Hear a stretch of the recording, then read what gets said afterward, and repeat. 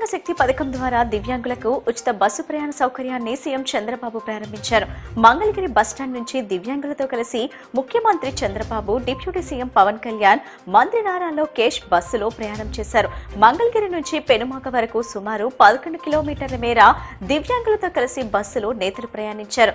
ప్రజాప్రభుత్వం వచ్చాక దివ్యాంగులకు అందుతున్న సంక్షేమ పథకాలు, వారి బాగోగుల గురించి అడిగి సీఎం, డిప్యూటీ సీఎం, మంత్రి లోకేష్ అడిగి తెలుసుకున్నారు. పథకం ప్రారంభోత్సవానికి ప్రజలు, కూటమి పార్టీల కార్యకర్తల పెద్ద ఎత్తున తరలివచ్చారు. ఒక్కసారిగా వాతావరణంలో మార్పు రావడంతో పాటు రుతుపవనాల ప్రభావం తెలుగు రాష్ట్రాలపై పడింది. తెలుగువారి ఉగాది పండుగ పర్వదినం ముందు రోజు నగరంలో ఒక్కసారిగా ఉరుములు, మెరుపులతో వాతావరణం పూర్తిగా మారిపోయింది. వానలు పడతాయని వాతావరణ శాఖ చెప్పినా గత కొద్ది రోజులుగా ఎండవేడితో ఇబ్బందులు పడ్డ బెజవాడ వాసుల్ని వరుణుడు ఎట్టకేలకు కరుణించాడు, వాన కురిపించాడు. గత 5 ఏళ్లలో పశ్చిమ నియోజకవర్గ ముఖ చిత్రాన్ని మార్చడంలో కార్పొరేటర్ల కృషి ఎంతో ఉందని మాజీ మంత్రి వెల్లంపల్లి శ్రీనివాసరావు తెలిపారు. ప్రభుత్వం అనేక కార్పొరేషన్లను కైవసం చేసుకున్నప్పటికీ విజయవాడ నగరపాలక సంస్థలో వైసీపీ పట్టును ఇంచు కూడా కదపలేకపోయిందంటే అది ఈ కార్పొరేటర్ల పట్టుదల, విశ్వసనీయత వల్లనే సాధ్యమైందని స్పష్టం చేశారు. అన్ని వర్గాల సంక్షేమం లక్ష్యంగా ముందడుగు వేస్తున్న రాష్ట్ర ప్రభుత్వం దివ్యాంగుల సాధికారతకు కొత్త శక్తినిచ్చేందుకు దివ్యాంగ శక్తి పథకాన్ని ప్రారంభించడం చాలా ఆనందంగా ఉందని, దివ్యాంగులు ఆత్మవిశ్వాసంతో ప్రగతి దిశగా పయనించేందుకు ఈ పథకం దోహదం చేస్తుందని జిల్లా కలెక్టర్ డాక్టర్ జి లక్ష్మీష అన్నారు. మాజీ మంత్రి వెల్లంపల్లి శ్రీనివాస్ పై కూటమి పార్టీ మాజీ కార్పొరేటర్స్ ఫైర్ అయ్యారు. వెల్లంపల్లి శ్రీనివాస్ కు ఊసరవెల్లి రాజకీయాలు అలవాటేనని, వెల్లంపల్లి శ్రీనివాస్ మారని పార్టీ లేదని వ్యంగ్యాస్త్రాలు సంధించారు. మాజీ మంత్రి వెల్లంపల్లి శ్రీనివాస్ ఈసారి మంత్రి కాదు కదా, కార్పొరేటర్ గా కూడా కాలేడని ఉద్ఘాటించారు.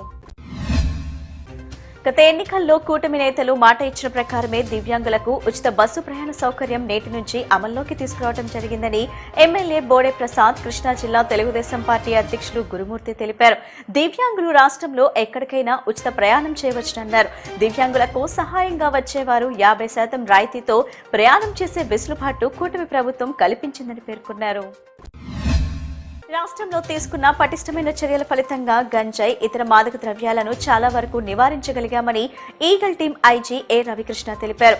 గంజాయి ఎవరు వినియోగించినా, రవాణా చేసినా, విక్రయించినా ఎన్డీపీఎస్ యాక్ట్ ప్రకారం 20 ఏళ్ల వరకు శిక్ష పడే అవకాశం ఉందని ఆయన హెచ్చరించారు.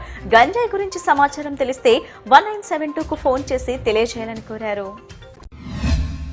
ఎమ్మెల్యే వసంత కృష్ణప్రసాద్ ఆర్టీసీ బస్ డ్రైవర్ గా అవతారమెత్తారు. కొద్దిసేపు బస్సు నడిపి సందడి చేశారు. ఇబ్రహీంపట్నంలో దివ్యాంగ శక్తి పథకాన్ని ఎమ్మెల్యే వసంత కృష్ణప్రసాద్ ప్రారంభించారు. ఈ సందర్భంగా ఆయన దివ్యాంగులు ఎక్కిన బస్సుకు ప్రత్యేక పూజలు నిర్వహించారు. దివ్యాంగులు ఎక్కిన బస్సును కొద్దిసేపు నడిపి అందరినీ ఉత్సాహపరిచారు. గుడ్లవల్లేరు బస్టాండ్ లో దివ్యాంగ శక్తి పథకాన్ని గుడివాడ ఎమ్మెల్యే వెనికళ్ల రాము ఘనంగా ప్రారంభించారు. ఈ సందర్భంగా దివ్యాంగులతో కలిసి గుడ్లవల్లేరు నుంచి గుడివాడ డిపో వరకు బస్సులో ప్రయాణించిన ఎమ్మెల్యే వారితో సన్నిహితంగా మమేకమయ్యారు.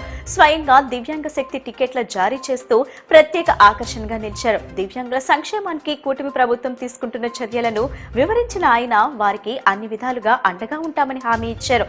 ఇదే సమయంలో బస్సులో ప్రయాణిస్తున్న ఇతర ప్రయాణికుల టికెట్ ఛార్జీలు కూడా స్వయంగా చెల్లించి తన మనస్తత్వాన్ని చాటుకున్నారు.